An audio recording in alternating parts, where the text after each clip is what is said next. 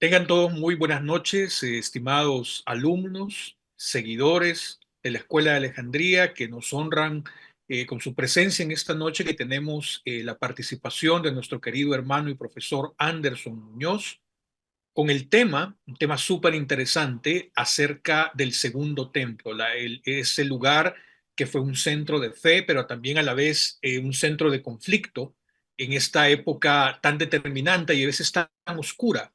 Eh, para nosotros, por ejemplo, los cristianos, que casi no nos atrevemos a estudiar. Hoy tenemos entonces a nuestro querido profesor Anderson Muñoz, quien nos va a explicar con lujo de detalle qué es lo que ocurría en esa fecha. Sin más preámbulo y para que nos abunde el tiempo, porque tenemos tiempo de preguntas al final, los dejo con nuestro querido profesor Anderson Muñoz. Adelante, por favor. Muchas gracias, profesor Raúl. Y bueno, buenas noches a todos. Eh, Creo que, como lo decía el profesor Raúl, este es un tema que a veces se aborda poco. Sin embargo, es un tema sumamente importante porque la historia básicamente nos muestra quiénes somos cada uno de nosotros. La historia muestra la realidad de cómo cada acontecimiento, cada forma en la cual la historia se ha desarrollado, nos muestra que es algo cíclico. Es decir, lo que vamos a ver el día de hoy con este tema, que me parece sumamente importante e interesante, es observar cómo la historia se repite. Es ver cómo de alguna u otra manera muchas veces pareciera que caemos en lo que los antepasados cayeron, sea a nivel político, social, económico, etcétera. Bien, voy a compartir mi pantalla para que vamos iniciando. El título de la ponencia de hoy se denomina El Segundo Templo, Centro de Fe y Conflicto. Es curioso el título. Es curioso el título porque el segundo templo no debe ser llamado como un centro de conflicto, pero la realidad es otra. La realidad es que, como yo lo menciono en el subtítulo de esta ponencia de hoy, pocas veces en la historia un pueblo ha anhelado con tanto fervor un lugar sagrado, y sin embargo, ha sido ese mismo anhelo el que encendió el fuego de su propia ruina. Es curioso. El pueblo, cuando nosotros estudiamos la historia de Israel, ¿cierto? Vemos que el pueblo estaba desunido en Egipto, el pueblo estaba sin esperanza. Pero luego el pueblo con la salida de Egipto se une con un propósito. Y muchas veces pecan, es cierto, muchas veces se desvían, pero siempre se desviaron juntos, nunca separados, siempre tendieron o a obedecer a Dios o no. Y es curioso porque durante 40 años estuvieron juntos caminando por el desierto, ellos con sus hijos. Había un propósito por el cual ellos caminaban, y era la tierra prometida. Pero cuando entran a la tierra prometida, ya por allí en el siglo X, siglo XI, antes de Cristo, y empieza la era de los jueces, empieza luego la era de los reyes, tenemos a David, tenemos a Salomón. Cuando ellos obtienen eso que tanto buscaban, es exactamente el momento cuando empieza la ruina de ellos. Es cuando empiezan las divisiones, es cuando las tribus empiezan a tener una guerra interna entre ellos. Hay personas que no estudian mucho, por decirlo así, la historia de Israel, pero la guerra entre, o que tenía Israel, no solamente era con los pueblos aledaños, como los filisteos, amorreos, fauceos, zeuseos, todo eso. No, también era una guerra interna que hizo que progresivamente el reino se dividiera en el reino del norte y el reino del sur. Luego ya para el siglo VII, cuando el imperio asirio asedia el reino del norte y cae, queda en pie el reino del sur, el cual luego en el 686 aproximadamente cae a manos de los babilonios. Babilonia toma, sitia Jerusalén, se lleva cautivos en varias tandas al pueblo judío y el pueblo judío pierde su identidad, pierde su templo, pierde sacrificio, pierde una serie de elementos que identificaban o los identificaban con el Dios de Israel, con Yahvé. Bien, y volvemos al punto anterior, que es cuando salieron de Egipto. El pueblo se va a Babilonia, sufre, se genera una esperanza, vuelven como un pueblo unido a construir el templo, a construir ese lugar donde la Cabota Donai, como lo vemos en la Biblia hebrea, o la presencia de Yahvé o la gloria de Yahvé, iba a estar allí y era el centro o ese lugar que los iba otra vez a unificar su fe. Vamos a ver cómo vuelven a caer.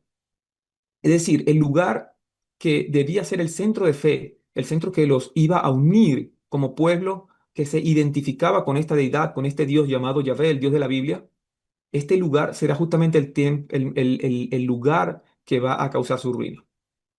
Bien, entonces hay que eh, tratar a veces de entender no solo eh, lo que a veces leemos a simple vista, sino lo que está detrás del texto. Pero para entender lo que está detrás del texto, tenemos que estudiar historia, tenemos que estudiar arqueología, un poco de idioma, crítica textual, crítica literaria, una serie de elementos importantes para poder entender el contexto. Cuando nosotros vamos al Nuevo Testamento, ¿verdad? El Nuevo Testamento es un texto que si tú simplemente vas a leerlo, olvidándote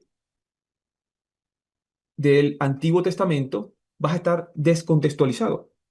Pero, Si vas a estudiar el Nuevo Testamento, olvidándote del Antiguo Testamento, vas a estar descontextualizado.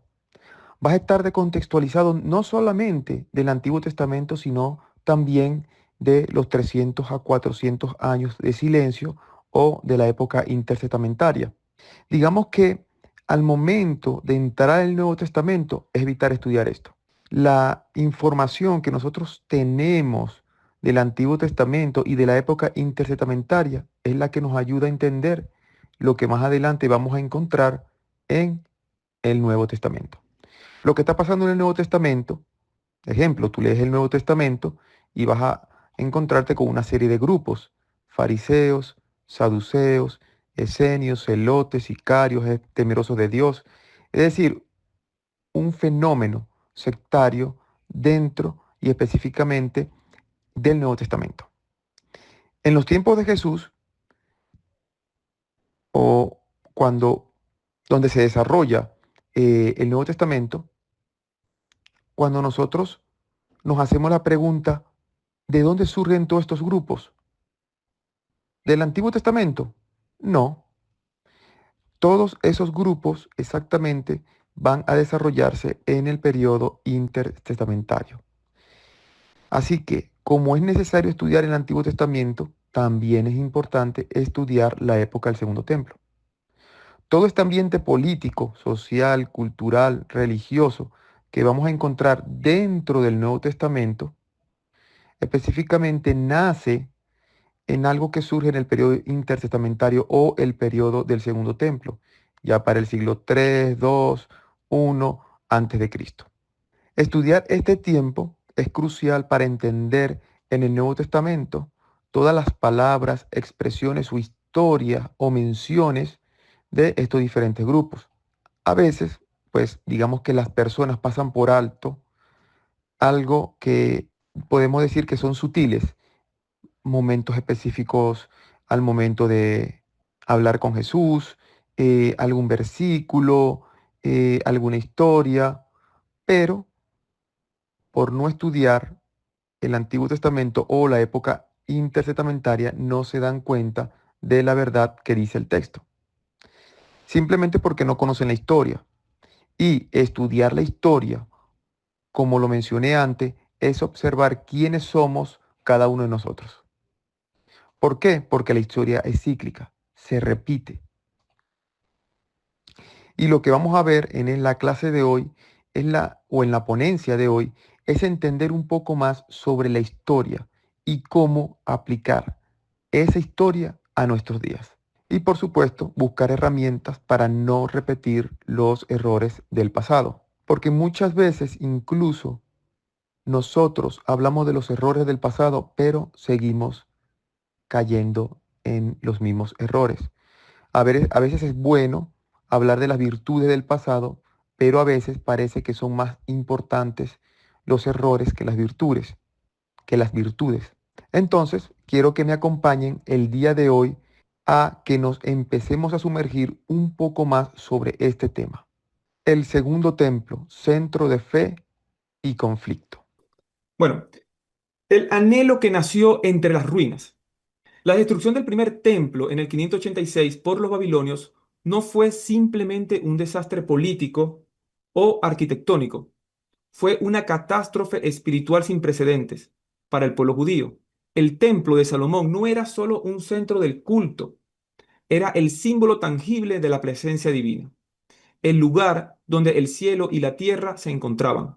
Su caída dejó al pueblo no solo sin tierra ni soberanía, sino también con una profunda herida en su alma colectiva. Sin altar, sin sacrificios, sin sacerdotes en función, el judaísmo enfrentó una crisis existencial.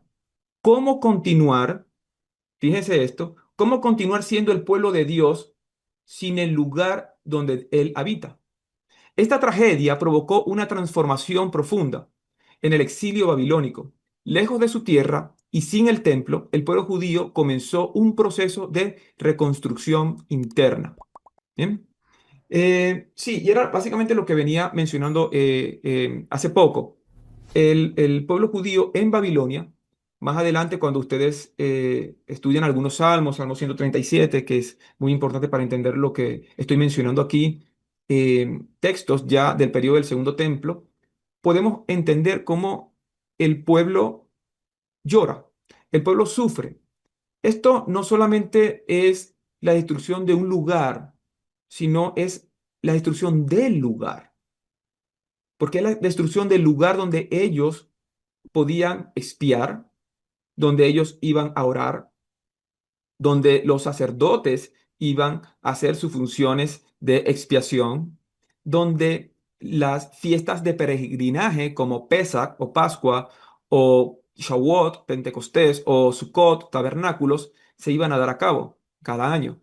Entonces, la destrucción del templo marca un punto de inflexión en la historia judía. Es importantísimo entender que nosotros tenemos al pueblo judío antes del segundo templo y después del segundo templo. Tenemos un pueblo judío antes del primer templo y un pueblo judío después del primer templo. Y la destrucción del primer templo marca este punto de inflexión en la historia judía. Ellos pierden absolutamente su identidad. Y cuando vamos luego a estudiar, por ejemplo, los libros de Esdras y Nehemías, siempre recomiendo leer estos libros, Esdras, el libro de Esdras, Nehemías, los profetas ya del periodo del Segundo Templo, textos como Primera de Macabeos. Primera de Macabeos es importantísimo para entender un poco más sobre la historia judía. Segunda de Macabeo tiene ya muchas cositas, mucha levadura, por así decirlo, pero bueno, también es un texto interesante de leer. Y bueno, hay otros textos también de algunos historiadores del siglo I que hablan sobre el judaísmo de la época, pero entender este momento histórico del pueblo judío o por el cual estaba pasando el pueblo judío es sumamente importante para entender en lo que se va a transformar el pueblo judío. Bien, cuando ya en el 416 aproximadamente se empieza a reconstruir el segundo templo por Zorobabel y por Josué, bien, ya con los edictos que se habían establecido los emperadores del imperio asirio, bien, perdón, de los medos persa, empieza un proceso de transformación. El pueblo judío que había perdido su identidad, bien, que se había ido a Babilonia, regresa del exilio y empieza un proceso de transformación.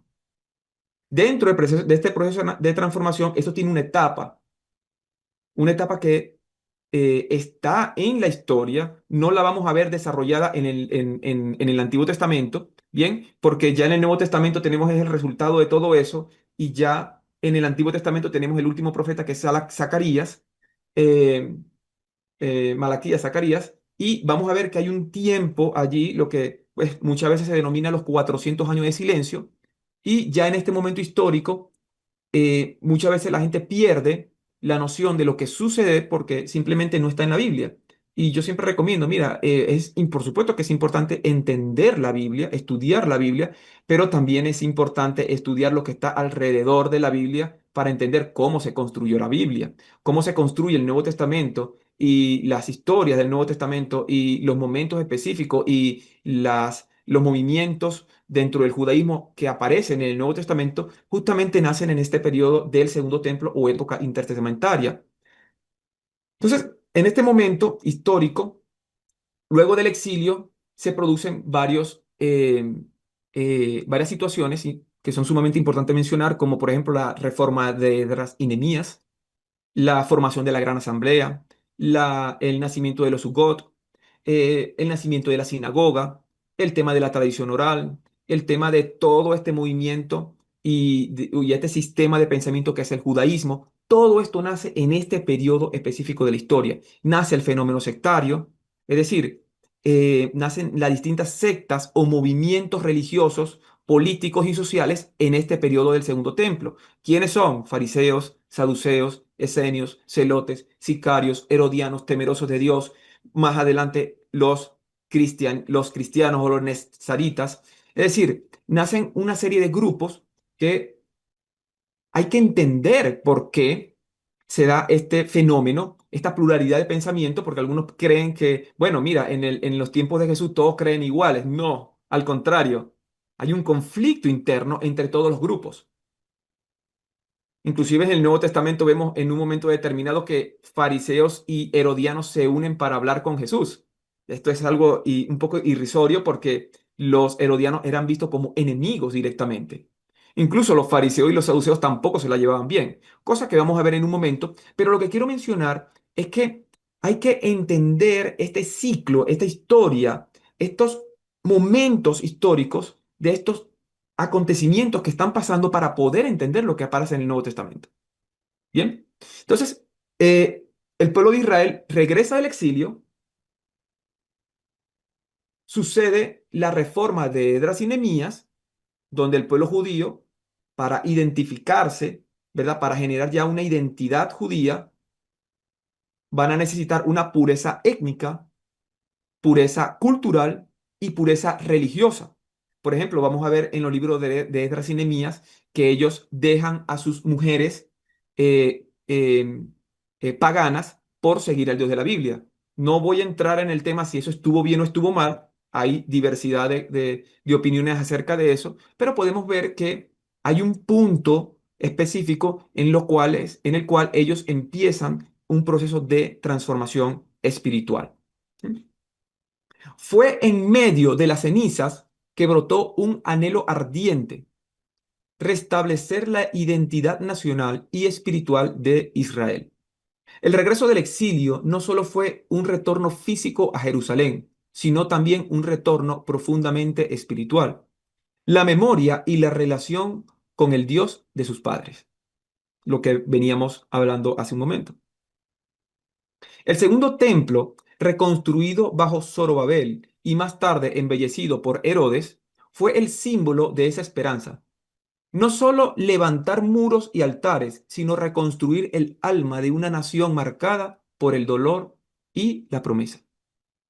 Así, la caída del primer templo no solo cerró un capítulo, abrió una etapa de búsqueda más profunda, en la que el judaísmo dejó de centrarse únicamente en lo externo y comenzó a mirar hacia adentro, hacia el corazón, hacia la palabra y la fidelidad a la Torá como sustento de su identidad.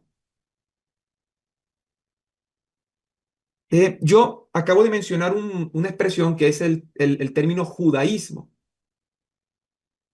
El término judaísmo, a veces nosotros leemos el Antiguo Testamento o la Biblia hebrea y creemos que eso es judaísmo. Y eso no es judaísmo. El judaísmo no existe en el Antiguo Testamento. El judaísmo es un sistema de pensamiento que nace en la época del periodo templo como respuesta al proceso de transformación interno que dará el pueblo de Israel con respecto a esa identidad judía que ellos quieren establecer. Y eso, a ver, ¿cómo lo podemos interpretar? ¿Cómo lo podemos entender de forma más orgánica, más sencilla? Es muy sencillo. Eh, el judaísmo, como ese sistema que ellos van a establecer como norma, como sistema de pensamiento para poder identificarse con la Biblia hebrea, con la Torá, con los profetas, con los salmos, para poder construir una nación, es un sistema de interpretación, de entendimiento, de creencia que ellos establecen. Incluso al hablar de judaísmo, también estamos en cierta manera limitándolo, porque el judaísmo tampoco existe. Existen son los judaísmos.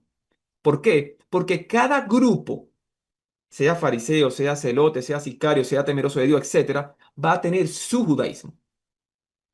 Entonces, lo que comenzó como un proceso de búsqueda profunda en el corazón del pueblo judío para reconstruir lo que ellos habían perdido, vamos a ver que cada uno va a querer reconstruir ese templo colocando los cimientos donde ellos creen que deben ir.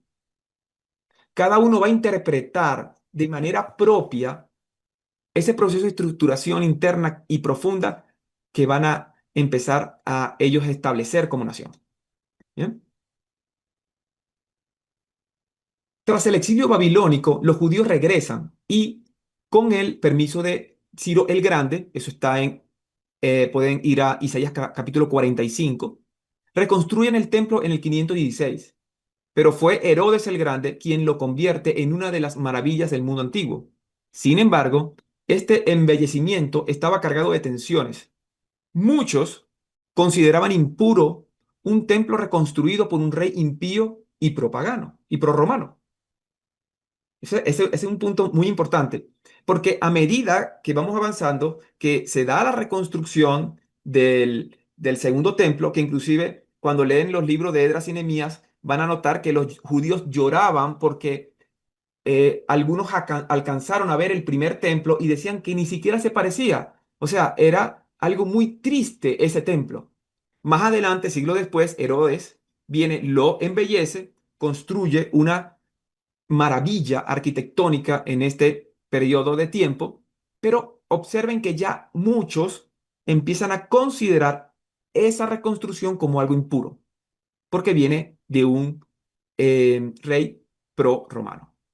El templo no solo era el lugar del culto, era también banco nacional. Por supuesto, todos los diezmos, todos los diezmos iban directamente al templo. Centro de justicia estaba el Sanedrín. Archivos, todo lo que es la tradición oral o lo que más adelante vamos a empezar a conocer como la tradición oral, manuscritos de la Biblia hebrea, los Targumín, que eran las traducciones del hebreo al arameo del Antiguo Testamento, estaban allí. Lo que eran las genealogías, ellos guardaban y estructuraban todas las genealogías, también estaban allí. Y la sede del Sanedrín.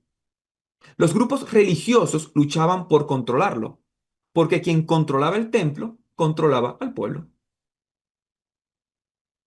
Lo que hoy en día muchos lo podemos entender de otras formas, por así decirlo.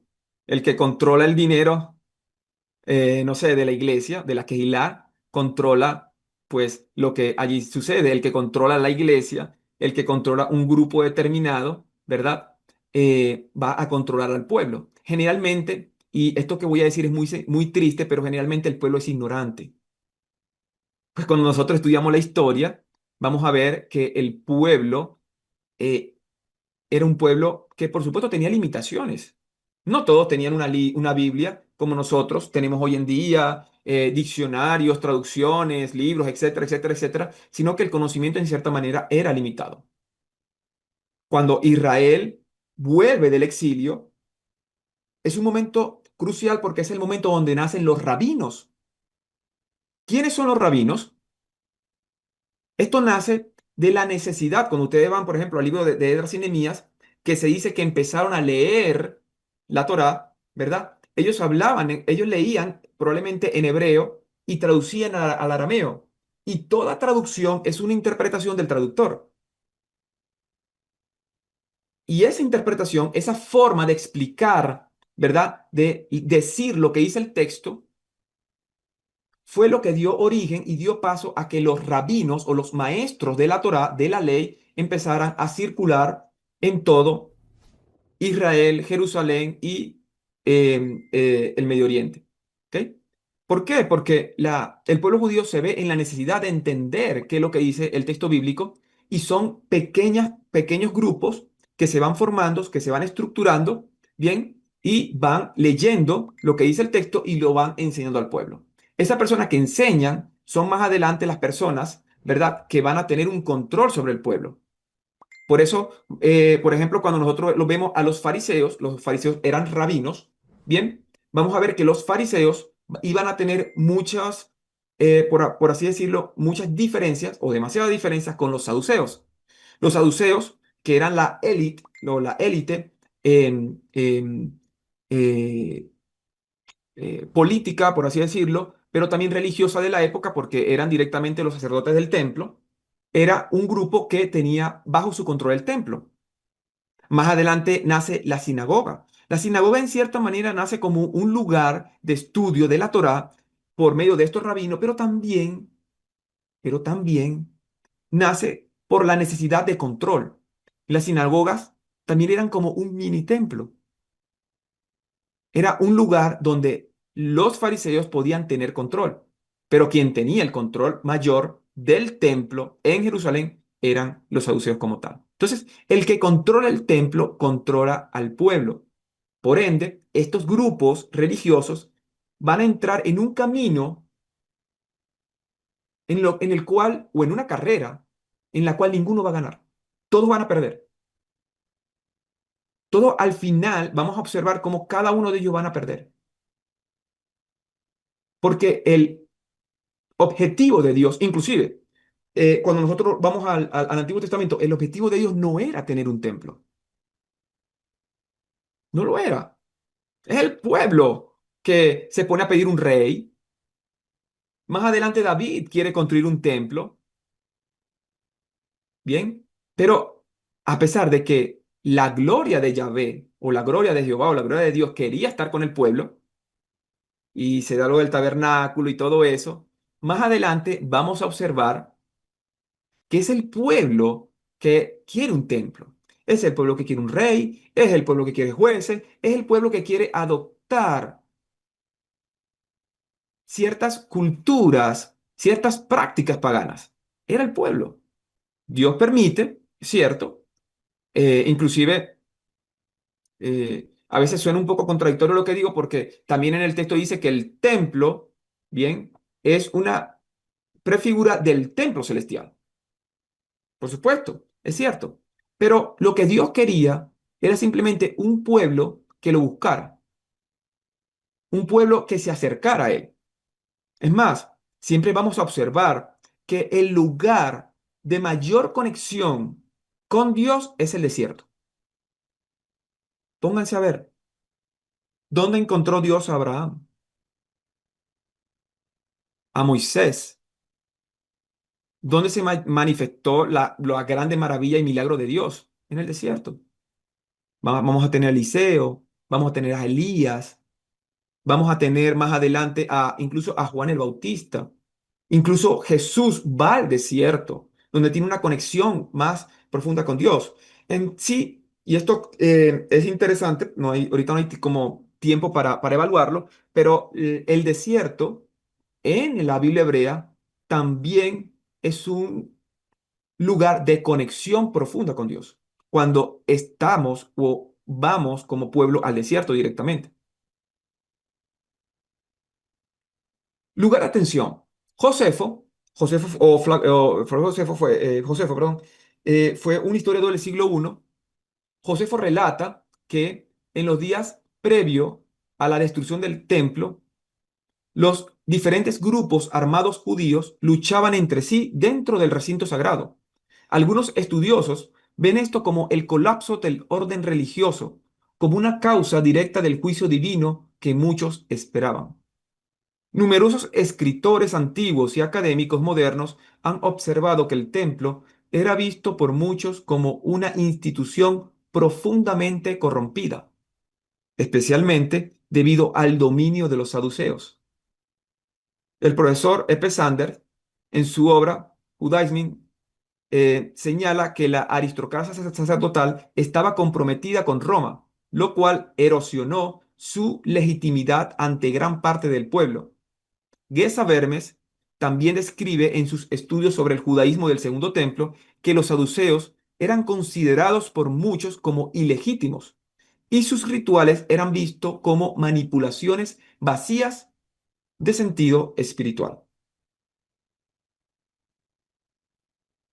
Curioso. Y ahorita vamos a hablar un poquito más de esto. Ahorita vamos a hablar un poquito más de esto. El historiador Change J. D. Cohen añade que el control saduceo del templo y su alianza con el poder romano convirtieron a este en un símbolo de poder opresivo, más que en un lugar de encuentro con lo divino. Esta percepción es evidente en los textos de Qumran, donde el templo es descrito como profano y habitado por impíos, un lugar que debía ser reemplazado por un santuario nuevo y puro. Para los que no escuchan, que quizás sean un poquito nuevos en estos temas, ¿a qué me refiero a los textos de Qumran? En 1948 aproximadamente se descubrieron a 45 kilómetros de Jerusalén, a las orillas del Mar Muerto, una serie de cuevas donde se pudieron encontrar aproximadamente 25.000 fragmentos de manuscritos. Ojo, no 25.000 manuscritos, 25.000 fragmentos de manuscritos, que luego, durante los últimos 70 años, se han ido reconstruyendo, uniendo y han formado eh, gran cantidad de manuscritos, aproximadamente 1.000 manuscritos. Bien, todos estos manuscritos, muchos de ellos son los manuscritos más antiguos en hebreo del Antiguo Testamento. El rollo de Isaías, la mayoría del Antiguo Testamento está en Qumran, menos Daniel, Esdras y Nehemías, y bueno, otras porciones allí, pero la mayoría del Antiguo Testamento se encontró en Qumran. Y esto es increíble porque estamos hablando de textos bueno, que según algunos lo colocan en el siglo I antes de la era común, en el siglo II, en el siglo III, etcétera, pero son manuscritos sumamente importantes. Y dentro de los manuscritos de Qumran se encontró literatura qumránica, es decir, a este grupo de personas que vivían allí a las orillas del Mar Muerto, ¿verdad? En los tiempos de Jesús y antes de los tiempos de Jesús, eh, al observar y entender esta comunidad, ellos escribieron no solamente la Biblia, no solamente textos del Antiguo Testamento, sino que escribieron también, por ejemplo, el rollo de la guerra, una serie de textos apocalípticos. Ellos tenían dentro de su canon el libro de Enoch, tenían varias copias, jubileos. Bueno, digamos que había un montón o cierta literatura que pertenecía directamente a la comunidad y ellos, los esenios, ¿verdad? Que escriben los textos de Qumran, Qumran es Kirvet Qumran, las ruinas de Qumran, ese lugar se le dice Qumran, ¿verdad? Este grupo que escribe esos textos habla que el templo era un lugar profanado, que no era un lugar puro, que la élite saducea, la élite que estaba allí, no cumplía con los estándares para cumplir la función que estaban cumpliendo. En un momento lo vamos a también a ver. ¿Bien? Bueno, bueno, en un momento es ya. A ver, yo hablé hace un momento del tema del nacimiento del judaísmo y pues aquí lo quería repetir. Eh, el judaísmo como tal nace en este periodo de tiempo. El judaísmo es una respuesta a cómo el pueblo judío quería crear una identidad judía. ¿Bien? Entonces, el judaísmo es ese sistema de pensamiento que nace en el periodo del Segundo Templo a raíz de la necesidad de identificación del pueblo judío como nación establecida por Dios en un lugar determinado, bajo condiciones determinadas, que es la ley o la Torá, y utilizando un medio de conexión determinado que era el templo con la presencia de Dios. ¿Bien? Entonces, el judaísmo nace en ese momento. Ahora, yo mencioné, no nace un solo judaísmo, nacen son judaísmos. Hay un término que nosotros hoy utilizamos que es el término secta. El término secta nosotros lo utilizamos de una manera un poco despectiva. Hablamos de esta secta o aquella secta, hablando de grupos que se han separado de la verdad. Sin embargo, el término secta en su raíz no tiene una connotación necesariamente negativa o positiva. No, secta viene de sectus, que sectus viene de sector. Entonces tú tienes un área y si tú colocas una línea, tienes dos sectores. Si colocas otra línea, tienes cuatro sectores. ¿Bien? Es simplemente eso. Entonces, en el periodo del Segundo Templo, nace lo que se denomina el fenómeno sectario. Nace un grupo o una serie de grupos o escuelas de pensamiento, porque inclusive el término que se utiliza es eidesis, que es escuela de pensamiento. Nacen un grupo de escuelas de pensamiento que van directamente a interpretar la Torá, a aplicarla, practicarla y por supuesto querer establecerla como norma de fe y conducta al pueblo. Y cada grupo nace bajo realidades distintas. Voy a tratar de ser un poco eh, preciso aquí porque, a ver, hablar de todos estos grupos es sumamente complejo. Yo tengo un seminario de 8 clases llamado el periodo del Segundo Templo o la época intertestamentaria, donde hablamos de todo lo que sucede desde el 516, pasando por la reforma de Esdras y Nehemías, la formación de la Gran Asamblea, los Sugot, el fenómeno sectario, nacimiento del judaísmo, la época de Jesús, luego la destrucción del Segundo Templo en el año 70, la Guerra de los Partos en el 115, 114-115 y finalizando ya con la Guerra de Bar Kokhba en el 135 y ya la dispersión absoluta ya nuevamente al exilio del pueblo judío. Bien, eso lo abarcamos en 8 clases, bastante pesadas porque son temas muy académicos, pero voy a tratar de ser preciso en esto que voy a mencionar y porque es mucha información. Sin embargo, se los dejo allí porque también es interesante estudiar todo eso. Incluso la clase de hoy va a ser o está siendo grabada directamente en YouTube y en los comentarios yo voy a colocar una serie de bibliografía. Siempre es importante hablar de bibliografía. Uno a veces habla, pero citar textos, citar gente que ha estudiado durante muchos años esto es sumamente importante. Entonces, toda la bibliografía va a estar allí en los comentarios, pues en la parte de observaciones y comentarios del video. Bien, entonces, hablemos un poquito de estas escuelas de pensamiento. Hablemos un poquito de este fenómeno sectario que nace en la época del Segundo Templo. Por ejemplo, vamos a tener a los fariseos.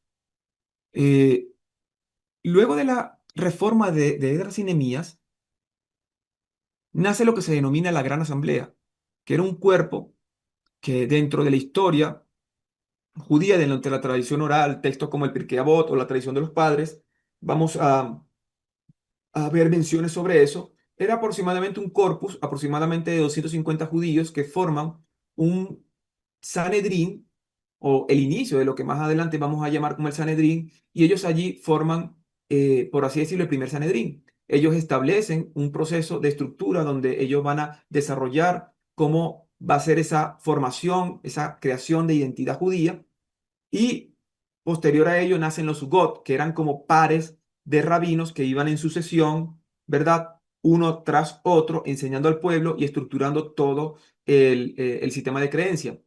Pero estos pares de Sugot, ¿verdad? De alguna manera van a tener discípulos que van a ser llamados rabinos.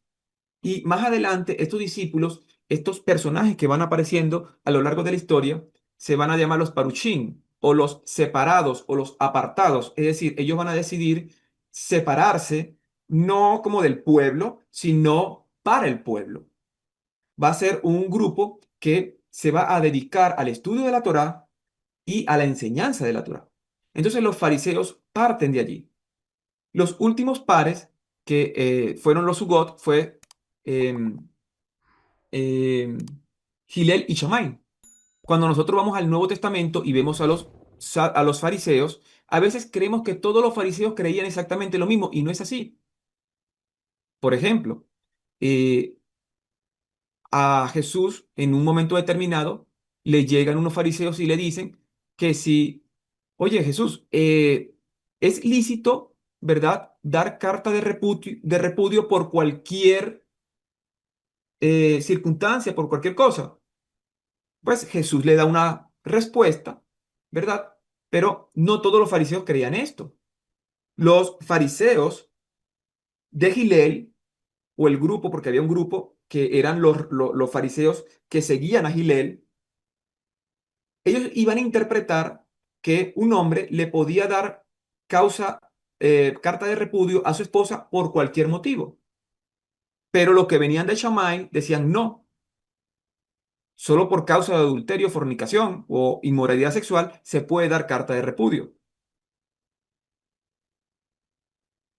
En un momento determinado le llegan a Jesús unos fariseos y lo atacan porque él sanó en Shabbat. Y le dicen, ¿por qué sanaste en Shabbat? Si en Shabbat no está permitido sanar. La pregunta es, ¿dónde dice en el Antiguo Testamento que no está permitido sanar en Shabbat? En ninguna parte. En ninguna parte.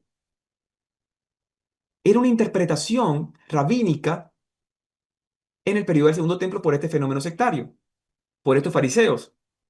El judaísmo no es guardar el Shabbat. El judaísmo es esa estructura que te va a decir cómo guardar el Shabbat. Es distinto. ¿Cómo vas a interpretar la ley? Eso es el judaísmo. Entonces, los fariseos, ¿verdad? Muchos de ellos decían que no se podía sanar en Shabbat. ¿Quiénes? Lo de la casa de Shammai. Pero lo de la casa de Gilel decía que sí se podía sanar, que no había ningún problema.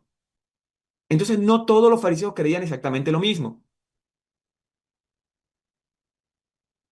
Un profesor que a mí me gusta mucho, él un día tuvo que ir a dar una conferencia en Brasil y él habla portugués, pero no, pues no habla al 100% portugués, por así decirlo. Y él es una persona ya que tiene su cierta edad y él colocó en Google fariseo, pero para que eh, Google hiciera como una traducción al portugués, bien, como unos sinónimos. Y entre los sinónimos que estaba uno que hoy utilizamos mucho, y es decir que un fariseo es un hipócrita. Y hoy en día se tiene una muy mala percepción de los fariseos, por supuesto. Eso tiene tiene sus bases, por así decirlo, pero en el Nuevo Testamento vamos a ver que muchos fariseos se le acercan a Jesús con una conciencia o un planteamiento muy legítimo, diciéndole maestro, eh, haciéndole preguntas y todo eso. Ahora, dependiendo también muchas veces la traducción de la Biblia que utilices, vas a observar que puede que la intención del traductor o de esa Biblia a veces es inclinada hacia una percepción que tiene ese traductor o esa sociedad de traductores hacia los fariseos. Porque, por ejemplo, muchos dicen, y los probó, y le preguntaron para probarlo, pero otras traducciones dicen, y preguntaron para tentarlo. Y dentro de esa, eh, de nuestro idioma, esa carga teológica que está en esas dos palabras, probar o tentar, es muy distinta. Yo por mi parte defiendo en cierta manera un poco más a los fariseos porque no todos estaban en contra de Jesús. Jesús, al sanar en Shabbat, está de acuerdo con la línea directa de Shammai, de Gilel, perdón. Es más, en términos generales, Jesús casi siempre está de acuerdo con Gilel. En algunos casos muy particulares, por ejemplo, el tema del matrimonio está de acuerdo con Shammai. Pero vamos a poder observar que Jesús estaba de acuerdo o, o varias líneas del fariseísmo iban a ver a Jesús como una persona que compartía su postura. Entonces los fariseos no estaban tan alejados de esa realidad de interpretación como a veces nosotros lo queremos ver. Bien, bueno, eso con los fariseos. Ahora, los saduceos también, ese término surge como respuesta a algo que sucede en el periodo del Segundo Templo. Por eso al principio de la conferencia les mencioné que sería interesante que estudiaran el libro de los Macabeos, Primera de Macabeo. Ya si quieren leer el Segundo de Macabeo está bien, pero Primera de Macabeo es un texto muy importante. A veces, a veces le tenemos miedo a los textos apócrifos, pero muchos de esos textos apócrifos son históricos y nos sirven como herramienta para entender mejor ese momento histórico de la historia. En el siglo I antes de Cristo, 170 por allá, si no mal recuerdo, eh, sucedió lo que se denomina la Guerra de los Macabeos. Y para esto, bueno, hagamos un poquito rebobinemos un poquito. Tenemos en el 586 al Imperio Babilónico, ¿verdad? Luego de los babilonios vienen los medos persas. Los medos persas tenían libertad de culto. Quiere decir que permiten que el pueblo judío regrese del exilio, construya su templo y practique su religión. Sin embargo, los medos persas caen a manos de Alejandro Magno, em- em- emperador del imperio griego. Alejandro Magno muere y el imperio griego es dividido en cuatro gobernantes. Uno de ellos o un grupo de ellos eran los Seleucidas. De ahí viene Antíoco Epífanes IV. Antíoco Epífanes IV llega al templo de Jerusalén y profana el templo, lo que más adelante iban a catalogar un poquito como la abominación desoladora, que luego con la destrucción en el año 70 también lo van a mencionar, pero lo cierto es que en ese momento histórico surge una guerra de judíos contra los griegos y este grupo, durante unos años luchando, logra su victoria. Bien, logra, por así decirlo, su independencia. Israel, por así decirlo, vuelve a retomar su independencia y vuelven a tomar el templo. Ese templo que había sido reconstruido por Zorobabel, que cae a manos de Antíoco Epífanes IV, es devuelto por este grupo. Ahora, este grupo de judíos, ellos hacen algo. Ellos se establecen como reyes y sacerdotes de Israel. Y esto fue una explosión, porque muchos judíos dijeron, no estamos de acuerdo. Es decir, listo, ustedes lucharon por nosotros, pero ahora, ¿cómo es eso que se van a nombrar reyes y sacerdotes? ¿Y por qué no podían? Muy sencillo. ¿De dónde viene la línea de la realeza? Viene de Judá. ¿De dónde viene la línea sacerdotal? Viene de Leví. ¿De dónde vienen los sumos sacerdotes? No viene de Leví específicamente, viene de la línea de Aarón. Entonces ellos, al titularse rey y sacerdote, era una función que estaba específicamente eh, establecida para ciertas personas. Y muchos de ellos no estuvieron de acuerdo. Obvio, eso no está en la Torá.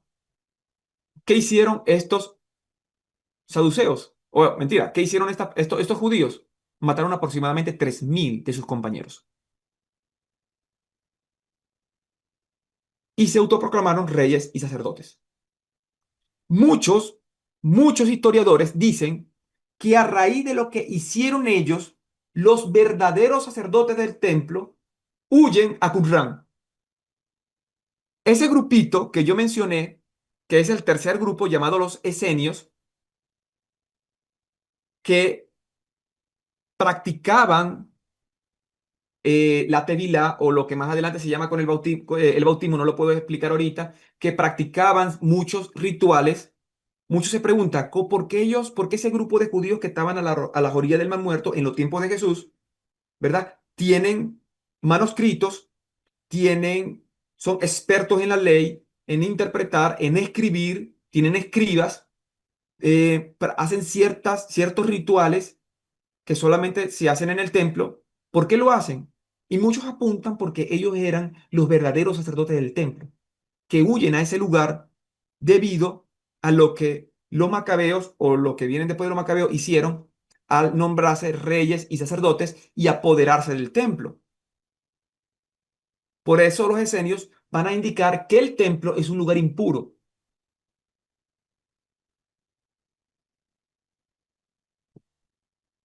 Los sacerdotes, que más adelante llamaremos como los saduceos,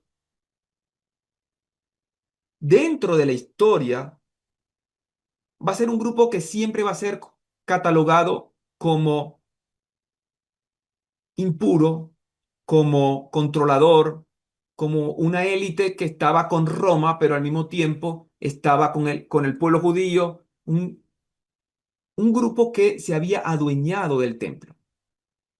Y eso da como resultado un conflicto o una serie de conflictos porque los saduceos iban a odiar a muerte, y lo digo literalmente porque muchas veces los saduceos fueron a atacar a muerte a los esenios, y podemos observar cómo empieza este conflicto en esta época específica. Entonces vamos a tener a los fariseos, a los saduceos, a los esenios, vamos a tener por otro lado a los samaritanos. En el 721 el reino del norte cae a manos del imperio asirio. Surge una mezcolanza allí porque los asirios mezclan sus mujeres, sus hombres con los judíos. Ellos son catalogados como impuros, e inclusive la mayoría de los profetas en la Biblia hebrea, a excepción, si no mal recuerdo, de Oseas, vienen del reino del sur. Bien, ellos se quedan directamente entonces con la Torá, no tienen los profetas. Por eso es que los samaritanos más adelante van a adoptar solamente la Torá, y varios textos de la Torá apuntan a que el lugar, eso está en Deuteronomio 16:7, si no mal recuerdo, el lugar correcto de adoración es el monte Gerizim. ¿Bien? Por otro lado, vamos a tener a los judeocristianos que ya nacen, o es un grupo, lo quise poner allí, que nace luego, por así decirlo, de la época de Jesús, luego de la muerte de Jesús. Va a existir este otro grupo, ¿verdad? Que ya de alguna manera ellos van a decir, oye, el templo es Cristo. Ya no es un lugar específicamente físico, bien, sino el templo, o ese templo físico que está allí apunta a un templo espiritual y apunta también a un templo celestial. No que el cristianismo de la época de Jesús aborrece el templo, ojo con esto, para nada. El cristianismo no aborrece el templo. No es que, bueno, teníamos el templo, llegó Jesús, ya no me importa el templo, no. El templo seguía siendo el lugar de culto, el lugar de acercamiento a la divinidad, el lugar donde el cielo y la tierra iban a compenetrar. Pero el mismo cristianismo se da cuenta de la corrupción que hay en el templo y entiende que ese templo, por las profecías que Jesús iba a dar, iba a ser destruido, y fue destruido. Ya más adelante el cristianismo, en su proceso evolutivo, eh, va a tener también cierta divergencia entre ellos mismos, porque no vamos a hablar más adelante inclusive de cristianismo, vamos a hablar de cristianismos, porque así como estábamos hablando de judaísmos, más adelante vamos a hablar de cristianismos. Y ojo, porque el cristianismo no estaba separado del judaísmo. El cristianismo era otro movimiento dentro del judaísmo. Lo que pasa es que la historia y la teología de reemplazo de siglos posteriores hará que el cristianismo se separe radicalmente del judaísmo por la gentilización de la iglesia primitiva, por una serie de concilios que van a suceder, por el catolicismo que va a envenenar la matriz judía, porque el cristianismo es judío. Alguien dijo que la Biblia es el pueblo del libro y el libro del pueblo. Es el pueblo que aparece en la Biblia, y el pueblo que aparece en la Biblia es el pueblo judío, es el pueblo de Israel. Más adelante, cuando vamos a tener la ruptura del judaísmo con el cristianismo, ahí vamos a tener otros cristianismos, pero también vamos a tener otra forma de pensamiento y de estructura que el cristianismo va a manejar. parte del cristianismo va a conservar esa devoción al templo como un lugar de culto, va a entender que ellos también son templo, va a entender que Jesús es el verdadero templo, porque ese es el verdadero lugar de conexión o esa persona de conexión que lo va a unir, pero también van a tener esa creencia que va a haber un templo escatológico, lo que más adelante vamos a ver como el templo milenario, el templo de Ezequiel, en todo el tema de la apocalíptica, en el Apocalipsis, que vamos a ver luego una nueva Jerusalén, etcétera. Entonces, el tema del templo no termina directamente en el año 70 con la destrucción del segundo templo, ni el cristianismo está alejado del templo, sino que esto continúa hasta el sol de hoy. Hoy hay muchas líneas apocalípticas que hablan de la construcción del tercer templo. Hay otros que dicen, mira, no necesitamos ningún templo, Jesús es el templo. Hay otros que dicen que, bueno, sí, Jesús es el templo y nosotros somos templo y somos un templo espiritual, pero luego va a haber un templo milenario en el milenio, etcétera. Pero lo que quiero decir es que el templo es un lugar donde está la presencia divina o donde el entendimiento bíblico apunta a la presencia, porque más allá del templo es el Dios que está en el templo o es el Dios que dio el templo. Porque incluso yo me atrevo a decir que parte de todos estos grupos que buscaban esa conexión con lo divino, esa conexión con la divinidad, idolatraron el templo. ¿Y por qué hablar hoy tanto del templo? Porque en sí no es el templo, en sí es la necesidad que tiene un pueblo de conectarse con ese Dios revelado en la escritura, que al mismo tiempo establece, por supuesto, una forma en el Antiguo Testamento de conexión a través del templo, pero que lo más importante era la presencia de Dios en el templo, no el templo mismo. Por eso el templo llega a ser más adelante un centro de conflicto.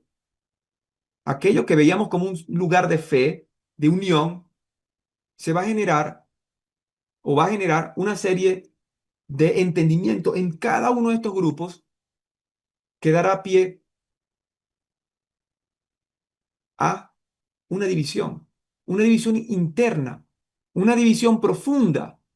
El templo debía ser un lugar de unión, debía ser un lugar de encuentro. Por eso todos peregrinaban 3 veces al año a Jerusalén a las distintas fiestas de Levítico 23.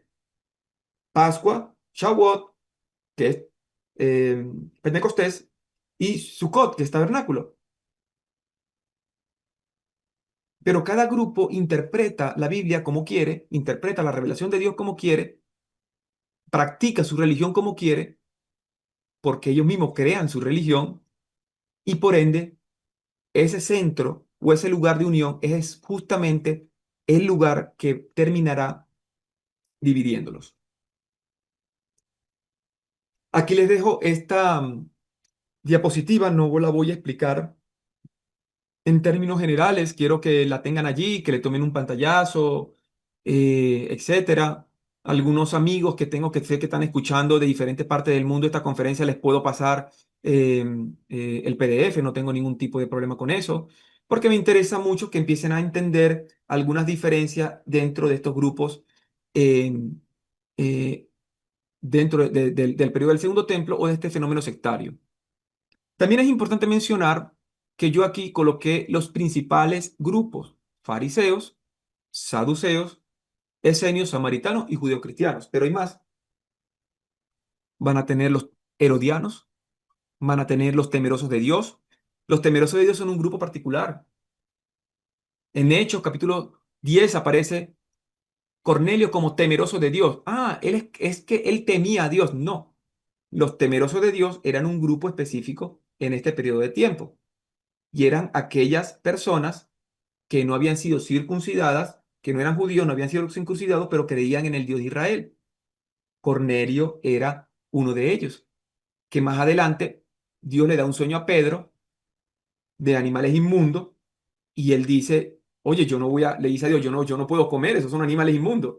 Y Dios le responde, no le llames inmundo a lo que yo he purificado. Ah, Dios está hablando de animales. Dios no estaba hablando de animales, sino que Pedro veía a los no judíos como impuros. Y Cornelio, al ser un temeroso de Dios, era considerado por muchos judíos como alguien impuro, separado todavía de Dios, porque no había sido circuncidado.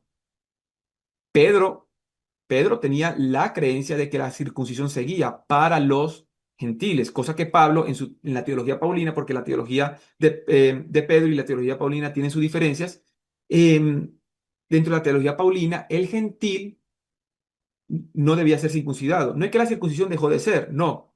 El gentil no era circuncidado, pero el judío seguía siendo circuncidado porque era un pacto eterno con el pueblo judío. Entonces también tenemos a los temerosos de Dios, herodianos, celotes, que no lo mencioné aquí. Tenemos otra serie de grupos que también son importantes, pero quise colocar aquí en esta diapositiva los más importantes. Bien. Bueno, les dejo aquí alguna breve explicación sobre algunos aspectos de los fariseos, de los saduceos, esenios, celotes, para que lo tengan allí, para que lo vayan estudiando. Todo esto es importante conocerlo. Herodiano, temeroso de Dios, primero cristiano, también llamado nazarenos, samaritanos. Bueno, tenemos algunas citas de Flavio Josefo. Josefo fue un gran historiador del siglo I y él habla de algunos conflictos dentro del templo. Y él dice, en Guerra de los Judíos, el templo fue mancillado por asesinatos, el altar se llenó de sangre y los cadáveres de los que habían sido asesinados estaban amontonados por todas partes. Se convirtieron en fieras unos contra otros, enloquecidos, sin distinción entre el lugar santo y el profano. Acusación de Josefo contra los celotes. Los celotes no solo causaron la guerra con Roma, sino que profanaron el templo al convertirlo en su fortaleza. Relación entre fariseos y saduceos. Y a ver, leer a Flavio Josefo es importante porque como él se encontraron ciertos escritos em, que apuntan a toda esta historia, es importante porque pues podemos tener un acercamiento mayor a lo que estaba aconteciendo en esos siglos. Los fariseos tienen la voz del pueblo, los saduceos la del sacerdocio, pero sin la simpatía de las masas. Acusaciones sobre los sacerdotes. Los sumos sacerdotes saqueaban los diezmos y abusaban de su autoridad, enriqueciéndose a costa del pueblo. Los esenios y su rechazo al pueblo. Aunque Josefo no los relaciona directamente con Qumran, sí lo describe como un pueblo que vive separado, desprecia la riqueza, no lleva armas y aborrece los sacrificios en el templo porque no los consideran puros. Advertencia sobre la caída del templo. Yo he sido testigo del cumplimiento de todo y preveo que el templo será destruido por la impiedad interna. Origen polémico de los samaritanos. Josefo adopta la postura judía tradicional de que los samaritanos no son israelitas puros, sino una mezcla de los pueblos extranjeros asentados en Samaria después del exilio del Reino del Norte. Purificación y violencia. El templo no solo fue centro de adoración, sino también de resistencia, conflicto y estrategia política. Durante la gran revuelta contra Roma del 66 al 70, los celotes lo convirtieron en su bastión militar. Para ellos, luchar contra la opresión romana era un acto de fidelidad a Dios, y el templo era el epicentro simbólico de esa lucha. Su presencia no trajo paz ni reforma, sino violencia. Usaron el altar como trinchera y ejecutaron allí a sus opositores, profanando el lugar que debía ser santo.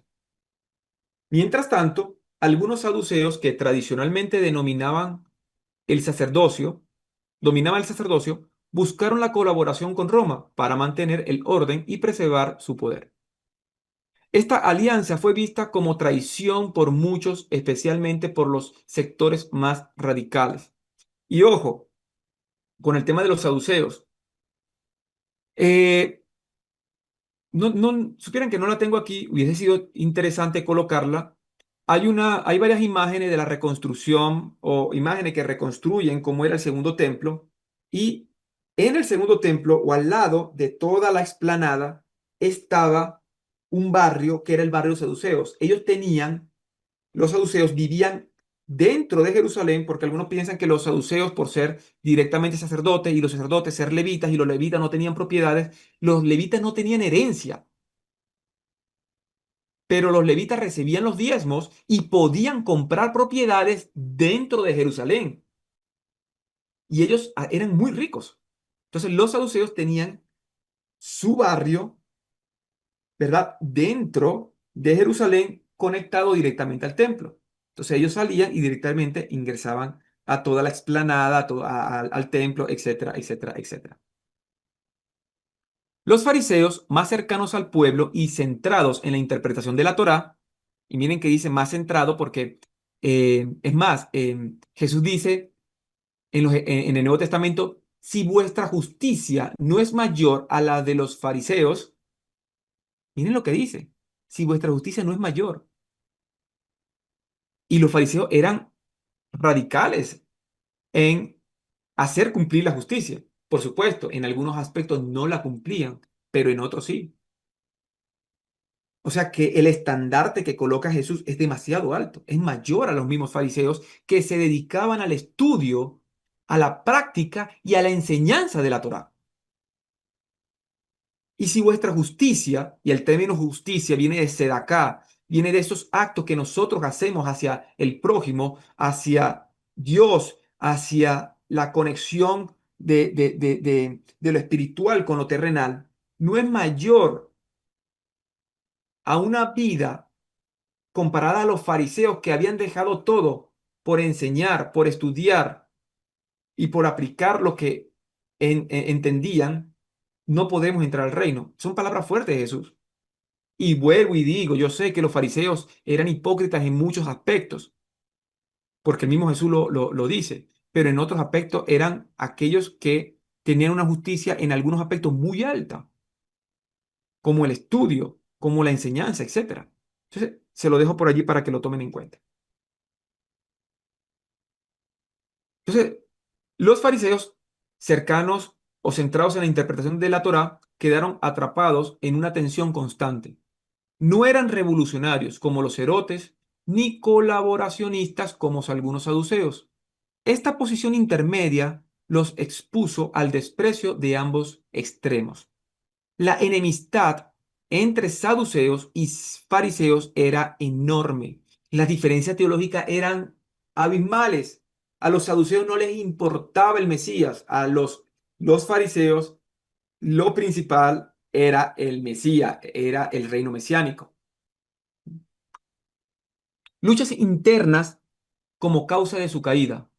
Flavio Josefo, testigo de los eventos, lamenta en sus escritos que no fueron los romanos quienes verdaderamente destruyeron el templo, sino la violencia interna entre los propios judíos.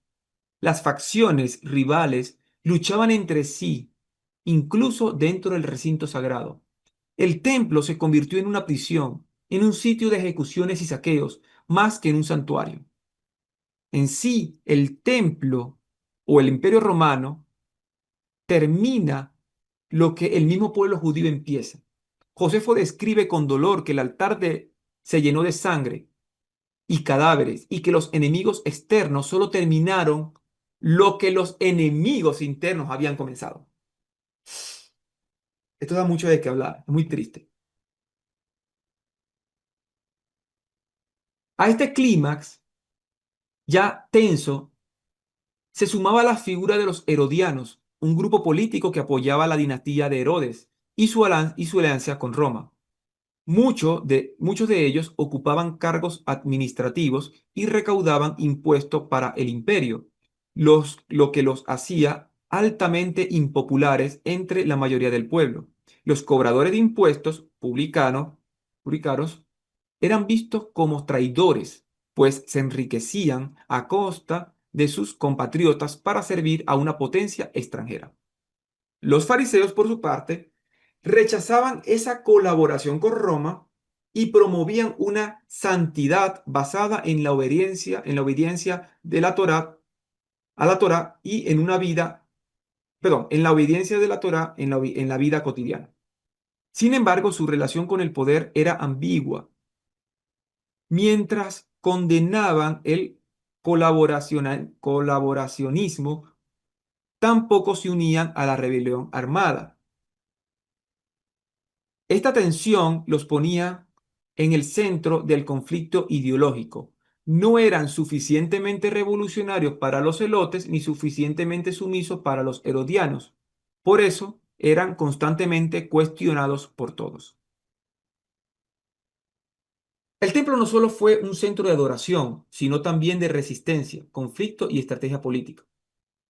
Como lo mencioné, pues antes, esta diapositiva está un poco repetida, pues como yo lo había mencionado hace un momento.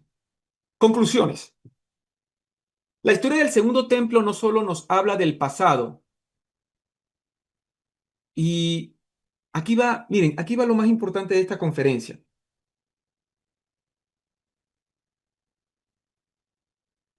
La historia del segundo templo refleja un patrón que tristemente seguimos repitiendo hoy en muchas de nuestras iglesias. Cada grupo del periodo del segundo templo abrazó con pasión su verdad, sin notar que al absolutizarla fragmentaron el misterio de lo divino que solo puede comprenderse en conjunto.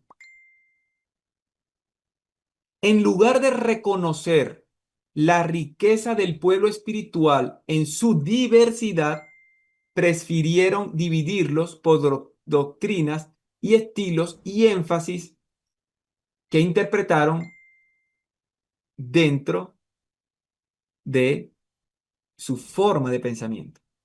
En su afán de proteger lo sagrado, cada facción se aferró a una parte del todo, sin comprender que la verdad de Dios no cabe en una sola interpretación.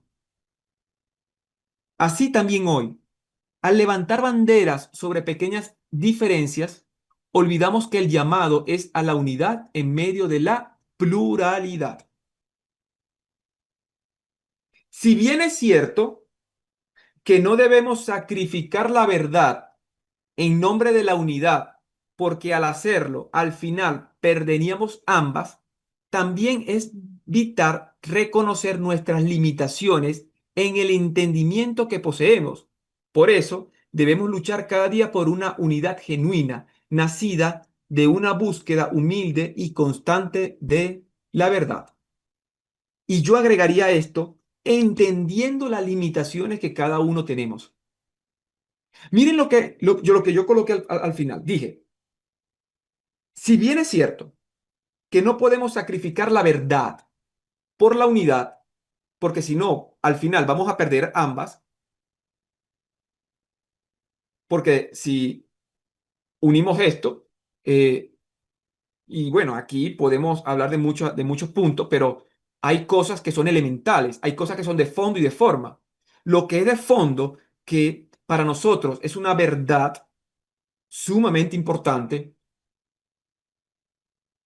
y tenemos una discrepancia con otra persona que tiene otra verdad, hay veces que nosotros no podemos sacrificar la verdad por la unidad.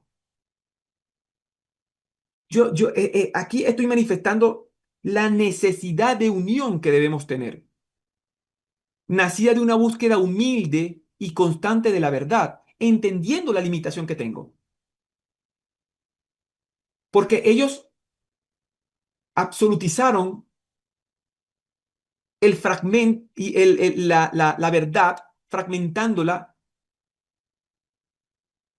para sí, y fue lo que no se debe hacer porque hay una realidad dentro de la revelación progresiva de Dios y el entendimiento progresivo del hombre que solo puede ser entendida en conjunto, limitada por cada uno de nosotros, pero que al mismo tiempo nos une porque nos edifica.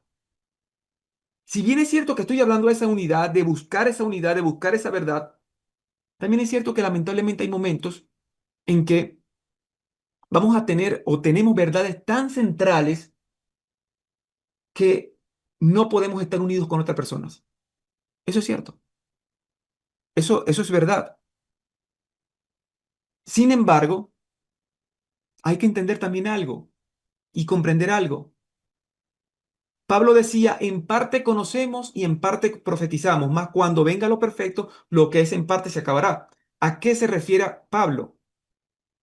En parte conocemos o en parte hemos entendido una parte fragmentada de la revelación progresiva de Dios en función al entendimiento progresivo de que cada uno de nosotros tenemos de esa revelación de Dios dada a nosotros por medio de su palabra.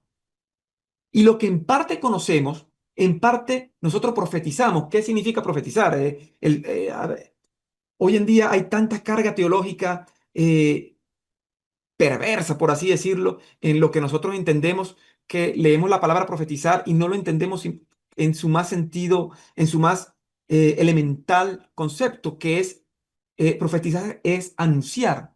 Entonces, lo que en parte hemos entendido de esa verdad es lo que nosotros reflejamos al mundo y es lo que anunciamos. Entonces, en parte hemos conocido, hemos entendido, y en lo que en parte hemos conocido es lo que en parte profetizamos. Mas cuando venga lo perfecto, cuando venga el Mesías, cuando venga el reino mesiánico, todo eso que es en parte se va a acabar, porque en verdad comprenderemos como fuimos concedidos, en la más profunda o en el más profundo entendimiento, que es lo que Pablo más adelante dice. En verdad entenderé cómo fui concebido. En pocas palabras, a veces nosotros separamos lo espiritual de lo terrenal, pero lo espiritual no es más que lo terrenal, pero en su más sentido o en su más profundo entendimiento. Y es la búsqueda de la verdad,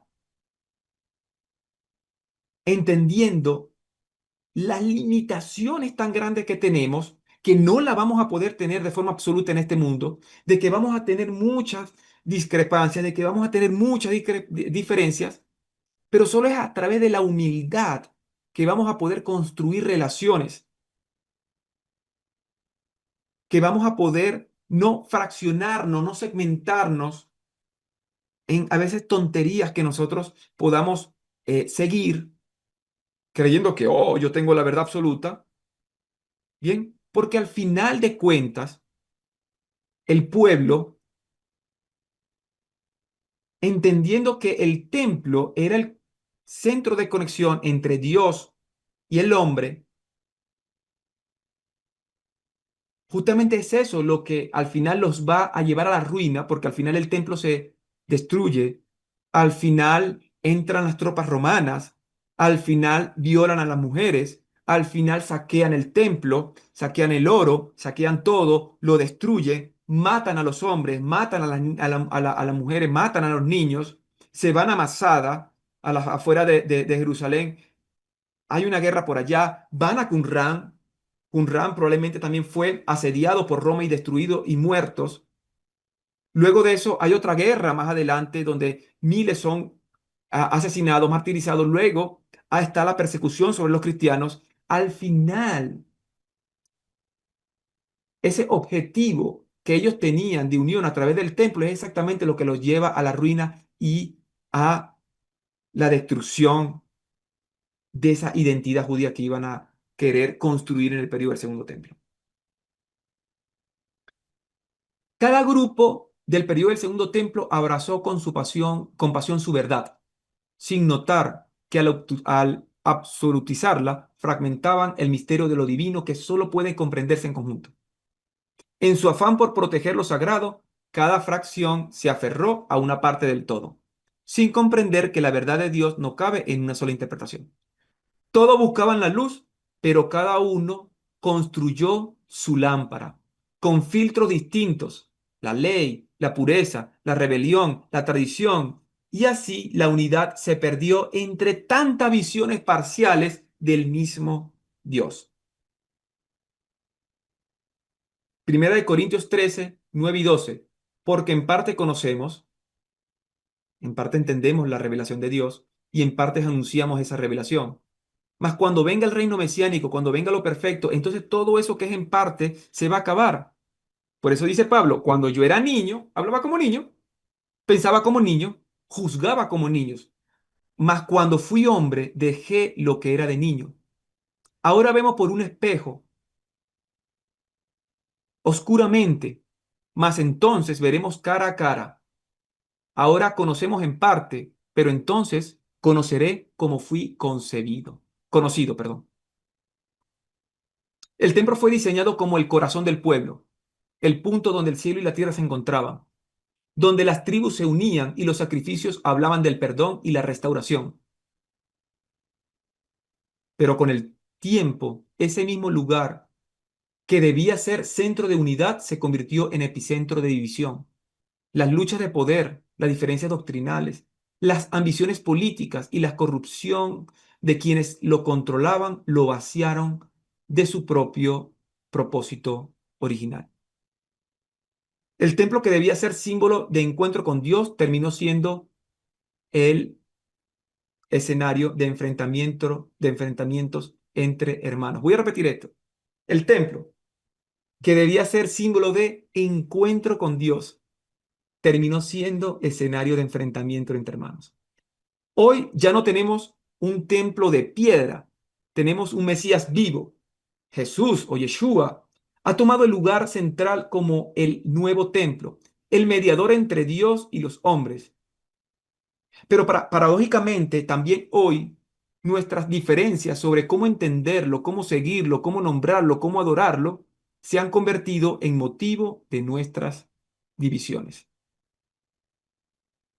La historia nos lanza una advertencia. Si el pueblo de Israel perdió su centro por divisiones internas, ¿qué nos espera a nosotros si seguimos repitiendo el mismo patrón? El Mesías no nos fue dado para crear bandos, sino para reconciliar lo irreconciliable. Volver al corazón del Evangelio no solo es recordar a Jesús, sino permitir que Él sea el centro por encima de nuestras teologías, estructuras y formas. Si el templo físico cayó por la falta de amor y unidad, quizás la mayor evidencia de la presencia del Mesías hoy no será un tercer templo, como muchos dicen, sino una comunidad donde Él verdaderamente los una. Bueno, muchas gracias por este tiempo que estuvieron allí atentos. Alguien decía que el tiempo es muy importante en la vida y cuando nosotros dedicamos tiempo a esto, creo que estamos dedicando tiempo a lo que es realmente importante y estamos dedicando tiempo a lo que realmente nos quiere unir, que es Dios. La Escuela de Alejandría no solamente es un centro académico, sino también hemos querido construir una lámpara que dé luz a un mundo tan oscuro como el que estamos. Y a veces nos da miedo, a veces tenemos terror, miedo, porque a veces creemos que estamos haciendo lo mismo que ellos hacían. Crear una lámpara eh, de la manera en la que nosotros queremos, dando la luz que nosotros queremos, o colocando ciertos filtros. Como a veces uno tiene una lámpara y le coloca un filtro azul, un filtro rojo, y no queremos eso. No queremos eso. Y por eso quise compartir con ustedes esta reflexión, eh, este estudio que me parece también académico e importante para el conocimiento de muchos que están buscando estudiar historia, estudiar eh, fenómenos que suceden en el Nuevo Testamento y a veces son difíciles de entender, pero con un propósito de edificación para cada uno de nosotros y que sea Dios quien nos una y no nosotros lo que creemos barreras para seguir cometiendo los errores del pasado. Entonces, muchas gracias a todos. Lucas, si sigues allí, ya prácticamente no tengo voz. Quiero descansar, algunas preguntas, Excelente, comentarios. excelente, mi querido hermano Anderson. Bueno, pues hemos tenido un chat medianamente activo. Un saludo a todos aquellos que nos han acompañado desde el principio de esta transmisión. Un saludo a Daniel Torres en Medellín. Nos escribe Vina TV, que ahí son las preguntas. Le traté de responder lo que nos preguntó, que son cosas de los seminarios, que ahorita voy a darles una información importante porque nos preguntan frecuentemente de esto. Víctor, un saludo. Noralia Pérez, saludo, te envían saludos. De nuestra hermana María José, de las dos caras del misterio, un saludo. Mónica Cárdenas, saludo. Bueno, mientras tanto, vamos con un videíto antes de la sección de preguntas y respuestas. Si alguien tiene más preguntas, ya tengo algunas allí en chat, pero si alguien tiene más preguntas, puede redactarlas mientras vamos con este corto video.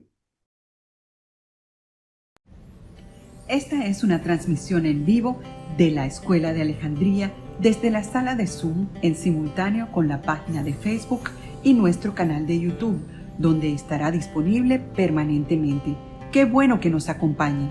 Si este contenido le está generando alguna pregunta, inquietud, duda o comentario, le invitamos cordialmente a interactuar con los profesores e invitados, así como también a suscribirse al canal activando la campana para recibir notificaciones cada vez que abrimos estos espacios en vivo o subimos nuevos contenidos.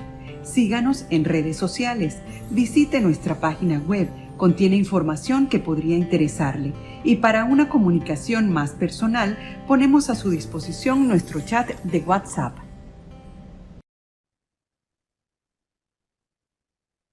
Ok, bueno, antes de pasar a la sección de preguntas y respuestas, quiero presentar lo siguiente. Constantemente nuestro público nos pide cómo acceder a nuestros cursos. En este momento no estamos dando ningún curso en vivo. Prontamente vamos a retomar, lo estaremos informando debidamente por nuestras redes sociales. Pero tenemos casi toda nuestra malla curricular en modo pregrabado. Entonces voy a pasar brevemente los pantallazos de la malla curricular, y en la medida que haya un curso de su interés, comuníquese con alguno de los celulares que siempre ponemos en nuestras transmisiones y que están en nuestras redes sociales, y allí le indicamos el proceso a seguir para adquirir ese seminario pregrabado en cuestión. La escuela de Alejandría se ha movido sobre las siguientes áreas. Entonces voy a compartir esto brevemente. Me confirman, Ángel, cuando puedan ver mi pantalla. Ok,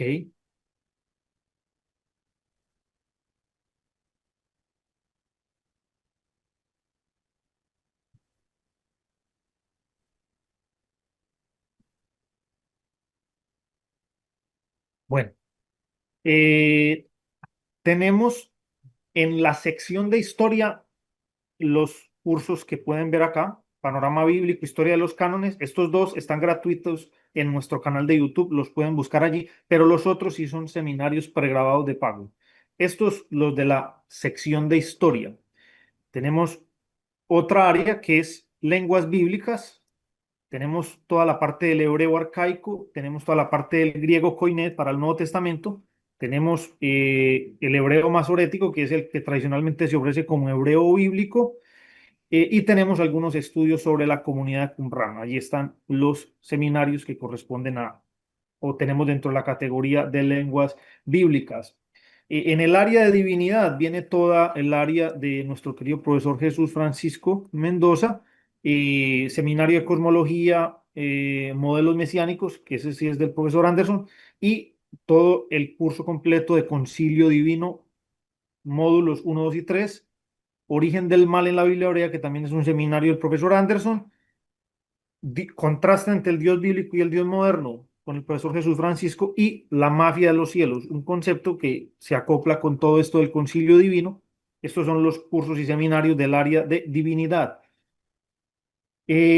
Cursos del área que los abarcamos dentro de lo que denominamos eclesiología. Está seminario de apologética, que ya lo pusimos, lo estamos colgando para los suscriptores del canal, lo van a poder ver allí. Eclesiología, a cargo del profesor Raúl, tomos 1 y 2, módulos 1 y 2. Sufrientología, un un curso acerca de la teología del sufrimiento, seminario de sectas, que pueden comunicarse directamente con el profesor Raúl para que les informe cómo pueden acceder a él, y los módulos de escatología también a cargo del profesor Raúl. Y finalmente, los seminarios de la sección de filología, básicamente son 4. Está método de estudio e investigación bíblica a cargo de este servidor, crítica textual, módulos 1 y 2, también a cargo de este servidor, discipulado en teología bíblica, que aparece como teología bíblica, pero discipulado en teología bíblica. Y finalmente, que este sí se va a lanzar próximamente en vivo y después, por supuesto, pregrabado, el seminario de hermenéutica, interpretación de la Biblia. Hay Rápidamente les presenté nuestra malla curricular activa. La mayoría de estos seminarios pueden ser adquiridos de manera pregrabada. Entonces, comuníquese con los números que salen en nuestras transmisiones, en nuestras redes sociales, y allí lo pondremos en contacto con el profesor en cuestión para que pueda adquirir el seminario de su interés. Bueno, ahora volviendo al YouTube, vamos con la primera pregunta, a cargo de nuestra hermana María José. ¿Sugiere usted leer los libros apócrifos para poder entender los diferentes contextos de los textos bíblicos, profesor Anderson? Bueno, sí, sí lo aconsejo. A ver, digamos que los libros apócrifos, no estamos simplemente hablando de un libro o estamos hablando de un estilo literario, estamos hablando de diversidad. Tenemos textos apocalípticos, históricos, místicos, pero creo que cada uno de ellos aporta, bien, a entender la cosmovisión que se tenía en, perdón, en el siglo I. Bien. Por ejemplo, cuando nosotros vamos al Nuevo Testamento y empezamos a estudiar la demonología, el tema de los demonios y todo esto, yo les hago una pregunta. Vayan al Antiguo Testamento y búsquenme los demonios. Si hacen el ejercicio, casi no se habla de eso. Van a ver unas cositas que otras sobre el tema de los demonios, pero cuando vamos al Nuevo Testamento, vamos a ver un tema de demonología altísimo, altísimo. Cuando vamos a los evangelios, al libro de Judas, al libro de Apocalipsis, en el libro de Pedro, que es en el segundo de Pedro, que se habla una cosa impresionante sobre este tema. Y uno parece que hay un antes y después. Aquí se habla de un tema, pero antes no se hablaba. ¿Qué pasó? Bueno, los libros apócrifos, bien, libros del periodo del Segundo Templo. Vamos a decirlo, vamos a utilizar la expresión libros del periodo del Segundo Templo. Porque a veces libros apócrifos suena como que muy oscuro. No, libros del periodo del Segundo Templo. Dentro de esos hay libros canónicos y libros no canónicos. No canónicos que de diversidad de género literario, pero que aportan, por supuesto, a poder entender un poco más sobre qué estaba sucediendo en la época de Jesús. Yo leo el libro de Judas y me dice que el arcángel Miguel peleaba contra Satanás por el cuerpo de Moisés. Listo. Yo leí eso. ¿Por qué Judas escribió eso? ¿Se lo inventó, se lo reveló, le llegó? No, eso ya estaba escrito. Eso ya lo decía en textos que no son canónicos. Ya estaba allí. Entonces, si yo me voy y leo y estudio, por ejemplo, el libro de los Macabeos, para entender un poquito más sobre la guerra de los Macabeos, voy a poder tener una mejor comprensión acerca de algunos eventos, circunstancias, creencias algunos mensajes que vamos a ver en el Nuevo Testamento. Eso, pues, mencionaría eso. Bueno, por acá tenemos varias preguntas. Pues María José nos hizo varias, pero para tratar también darle la oportunidad a los otros hermanos. Bueno, por aquí te saluda Eric Telo y te pregunta, Anderson, ¿qué había en el desierto que no hubo en el templo? Arrepentimiento. Pero mira, no era el desierto, no era el desierto. Era que cuando ellos verdaderamente se dieron cuenta de lo que habían hecho, y hicieron exactamente lo que hace Adán y Eva, se escondieron. En pocas palabras, huyeron al desierto. Digamos que el desierto en la Biblia manifiesta o es la manifestación externa de un entendimiento interno que ha tenido la persona. Cuando Elías estaba desesperado, que quería que Dios lo matara, huye al desierto. Cuando el pueblo de Israel en su corazón tiene una esperanza de llegar a una tierra prometida, es en el desierto. Entonces yo siento que el desierto es sinónimo de arrepentimiento. Es allí donde huyen, es allí donde van, es allí donde se identifican con una necesidad. ¿Por qué? Porque en el desierto no hay nada. En el desierto hay vacío, hay soledad. Entonces yo creo que es más allá del desierto, porque ellos lo pudieron lograr sin ir al desierto. Lo pudieron lograr en el templo, pero no lograron en el templo. Entonces muchas veces nosotros no vamos a lograr o no logramos lo que decíamos en el templo, sea el templo en el concepto de cada persona hoy en día, no sé, su iglesia, su congregación, su grupito, lo que sea. A veces hay que ir al desierto para poder reflexionar y cambiar. Entonces yo creo que eh, es el arrepentimiento, es el entender que se habían desviado y debían volver al camino original. Gracias, profesor. Bueno, tenemos aquí una pregunta que nos hacen en inglés, Scuba Scuba Dude. Bueno, la traduzco. Dice, ¿crees o qué piensas tú de que priorizamos nuestros ritos sobre la unidad cristiana? ¿Es eso correcto o dónde está el equilibrio? Si bien es cierto que Jesús le dijo a los fariseos que no dejaran de hacer esto por lo otro, en pocas palabras, el tema del diezmo, con el tema del diezmo, pues Jesús le dice, bueno, mira, debes ir, llevar el diezmo al templo, pero no te puedes olvidar de la justicia. En pocas palabras, no es simplemente dar el diezmo, ¿verdad? Sino también tener justicia con el necesitado. ¿No es?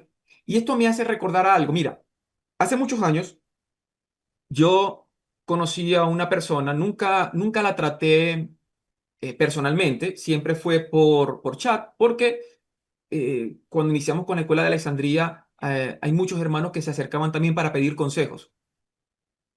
Había un hermano, él tenía sus situaciones económicas muy difíciles. Y él muchas veces me decía, bueno, muchas veces no, él una vez me preguntó, muchas veces conversamos, pero él una vez me preguntó, ¿qué hago con el diezmo? Lo tomo o la ofrenda, como ustedes quieran llamarlo. Lo tomo y lo doy a la iglesia y ya ellos se encargan. O lo tomo y compro comida para mi familia. O sea, imagínate que eh, ganas, vamos a colocarlo aquí, no sé, en qué moneda lo colocamos, Lucas. En algo Vamos a, bien interno, en dólares, hermano, porque no, bueno, muchos no vamos a van a colocar, entender. bueno, a ti te gustan mucho los verdes. Imagínate que, no sé, tú recibes de tu salario $1,000, ¿verdad? Entonces tú dices, bueno, yo voy a apartar $100, que es el diezmo, y bueno, tienes tus $900 y los gastas, porque te pagaron un viernes. Y ya sabemos que el sábado no hay dinero. Llegas el domingo o te levantas el domingo con tus $100 para el diezmo, que es lo único que te queda, porque ya gastaste lo demás, pero tienes una circunstancia. Tienes un hermano en una gran y profunda necesidad. ¿Qué vas a hacer? ¿Das el dinero a la iglesia o das el dinero al hermano? ¿Qué quiero decir con esto? Lo que quiero decir es que a veces nosotros somos unas mentes cuadradas. Nos encapsulamos en los modelos o rituales que cada uno de nosotros tiene en sus congregaciones, en donde ustedes estén. Pero Dios no está encasillado en eso. Si bien es cierto que a veces los rituales, y utilizo el término ritual como las prácticas que cada uno tiene bien dentro de su línea de fe, que muchas veces son buenas, son correctas, son edificantes, etcétera, etcétera, etcétera, muchas veces la misericordia está por encima de eso. Por eso Jesús le dice, no dejes haz esto, pero no dejes de hacer lo otro. Me recuerda a la parábola del buen samaritano. ¿Quiénes fueron los que pasaron por el lado del buen samaritano? El texto dice que él había quedado como muerto. Y sabemos que tocar un muerto es impurificarse. Y el proceso de purificación por tocar un muerto es un poquito complicado. Imagina, y el texto dice que iba bajando a Jerusalén. Entonces, si tú vas al templo a servir a Dios, pero ves algo, ves una situación que puede impurificarte por tocar un muerto, ¿qué vas a hacer? Lo mismo que pasaba con Jesús. Oye, maestro, mira, no hay que estar sanando en Shabbat. Bueno, primero el texto no dice que hay que se puede, que no se pueda sanar, pero lo cierto es que a veces la vida, y esto, ojo, esto lo dicen los rabinos, la vida está por encima de muchos mandamientos. Quizás a veces nosotros tenemos que sacrificar. Hoy, bueno, yo iba a ir a la iglesia el domingo o a la quejilá el Shabbat. Bueno, quizás no tienes que ir a visitar a una persona enferma. Tienes que ir quizás tú ibas a dar una ofrenda a la iglesia, quizás no la dejas a la iglesia, darla a cierto hermano que tiene una necesidad. Entonces, los rituales encasillan y lo que verdaderamente Dios busca es una fe viva, es una práctica viva. No podemos siempre, y lo repito, aunque muchas veces los rituales o las prácticas que tenemos son buenas, no podemos encasillarlo, es que tenemos que hacerlo porque sí. Muchas veces simplemente tenemos que hacer algo distinto. Lucas. Anderson, si me permites aportar a lo que vienes comentando. A ver, uno ha escuchado varias veces la propuesta bien intencionada de algunos hermanos de proponer un neocristianismo alejado del ritualismo porque les parece que eso no es cristiano. Uno ha escuchado la afirmación muy romántica de Jesús fuera de la religión. Yo la he escuchado muchas veces. Eso suena muy lindo, pero muy alejado de cosas reales. Y es cierto, y se me vienen a la mente varios pasajes bíblicos donde en los libros de los profetas, se me viene ahora el profeta Isaías que lo llegó a mencionar, y otros donde el mismo Señor le dijo al pueblo de Israel que sus ofrendas y su sacrificio le daban asco. Y es el mismo Dios diciendo esto en boca de los profetas. ¿Pero por qué? Porque se había vuelto un rito sin corazón. O sea, sí, cumplía las ovejitas que había que sacrificar en el templo, las ofrecían sin falta, pero después Lucas, iban y trataban a la esposa y a los vecinos como una porquería, a los trabajadores no les pagaban, hacían todo lo malo que podían hacer, pero sí, llevábamos la ovejita a sacrificar al templo. Entonces, yo creo que ese es el llamado que hace el texto bíblico en muchas partes y el Señor Jesucristo también lo va a decir curiosamente replicando la palabra del profeta Isaías. Este pueblo de labios me honra, pero su corazón está lejos de mí. Adelante, Andrés. en pocas palabras, Dios no quiere transacciones, sino relaciones. Entonces yo peco, llevo la ovejita, peco, llevo la ovejita, peco, llevo la ovejita. Él no quiere transacciones. Él quiere son relaciones. Y en las relaciones no se peca porque se ama. Qué interesante. Bueno, otra pregunta por aquí de María José.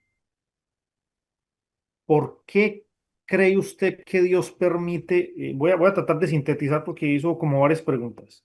¿Por qué cree usted que Dios permite que haya diferentes grupos y muchas personas escépticas ven en la divergencia de esos grupos, tanto cristianos como judíos, la prueba de que Dios no existe. ¿Cuál es su opinión?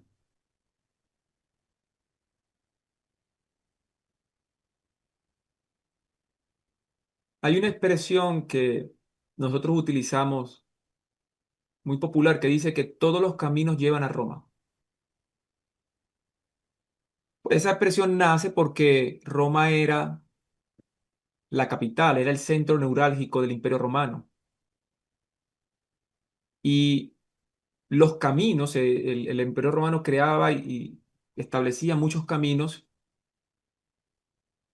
y las maneras de llegar a Roma eran por todos lados, siempre habían camino para llegar a Roma. Pero todos esos caminos lo hizo el ser humano. Cuando Dios dice que nos arrepintamos, Él utiliza una palabra que es teshuvah, viene de shu. Era un término que inclusive se utilizaba porque cuando tú tenías que ir de una ciudad a otra, bien, tú ibas tenías que ir por un camino, pero de regreso te regresabas por el mismo camino, bien. Y Dios llama al arrepentimiento. ¿Y qué es el arrepentimiento? Regresar al camino original.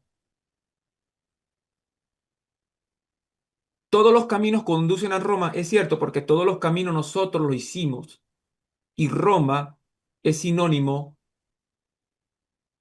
de alejamiento a Dios. En los textos apocalípticos, en el Apocalipsis, Roma apunta a la gran Babilonia, la Babilonia grande, que se prostituyó con la sangre y todo esto.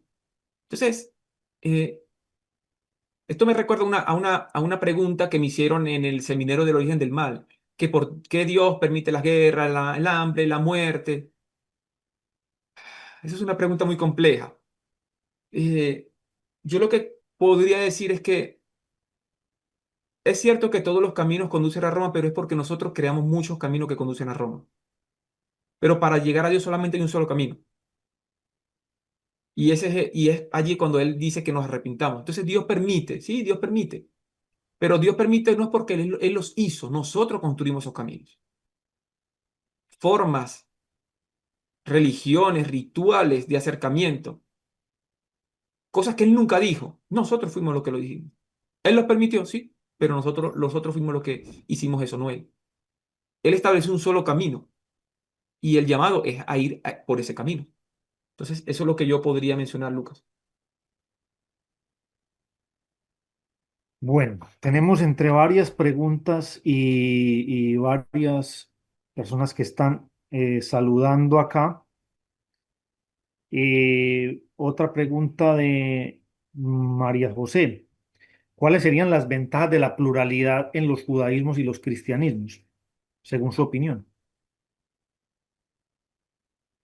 Bueno, la pregunta puede apuntar a muchas cosas. Eh, digamos que, entendiéndola en un sentido, la pluralidad refleja el entendimiento limitado de cada uno de nosotros como seres humanos. La pluralidad nos muestra el designio y la predestinación de Dios. Dios lo predestinó así. Dios predestina absolutamente todo.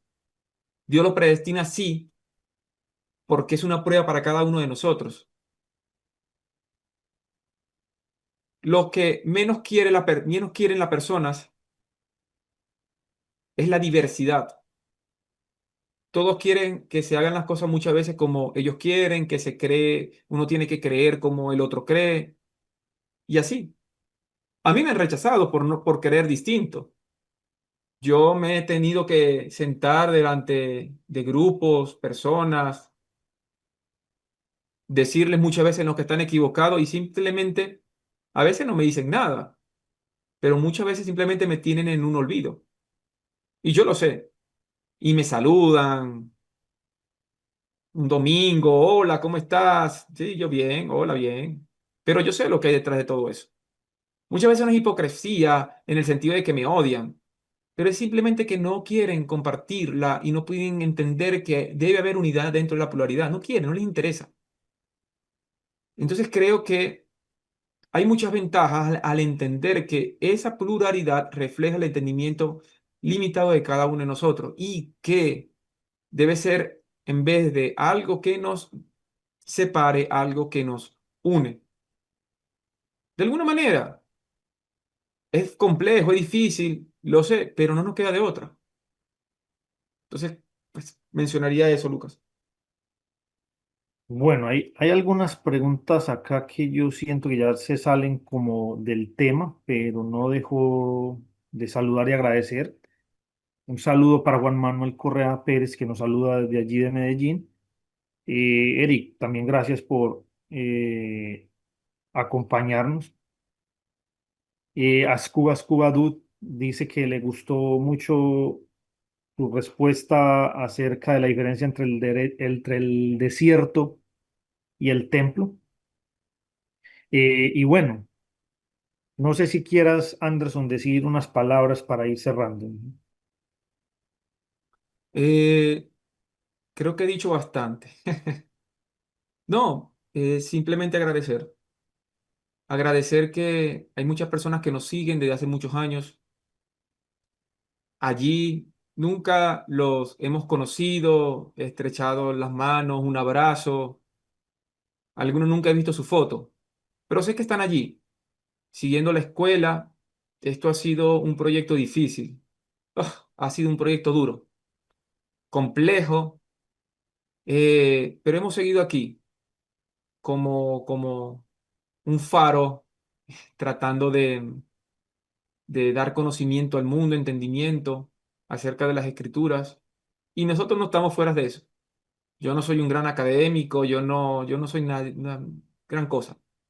Simplemente lo que he podido ir aprendiendo es lo que he ido compartiendo. Ese entendimiento limitado que tengo, pues es lo que yo anuncio cada día. Entonces, muchas gracias a todos por habernos acompañado. Se vienen más conferencias. Cada uno de nuestros hermanos está preparando eh, conferencias para dar próximamente. Estén atentos. Tenemos el grupo de WhatsApp. Tenemos el grupo de WhatsApp para que allí pasamos toda la información. Con el favor de Dios, voy a tratar de dar una conferencia, si no la semana que viene, dentro de unas 2 semanas, sobre un tema un poco álgido hoy con el tema de lo que está sucediendo en Medio Oriente. Entonces también están invitados para eso. Y bueno, que Dios los bendiga a todos y muchas gracias por habernos acompañado esta noche. Bueno, muchas gracias, querido profesor Anderson Muñoz. Excelente conferencia, excelente la participación del público. Y solamente exhortarlos a que continúen siguiendo a la Escuela de Alejandría porque tenemos cada mes varias conferencias interesantes para el conocimiento de todos. Nos despedimos desde diferentes latitudes hacia diferentes latitudes, esperando que estén en paz con Dios y que su gracia y su misericordia nunca se aparten de nosotros. Muchísimas gracias y buenas noches para todos. Hasta luego. Gracias por llegar al final de este video que transmitimos desde la sala Zoom en streaming live simultáneamente por la página de Facebook y nuestro canal de YouTube. Y participación.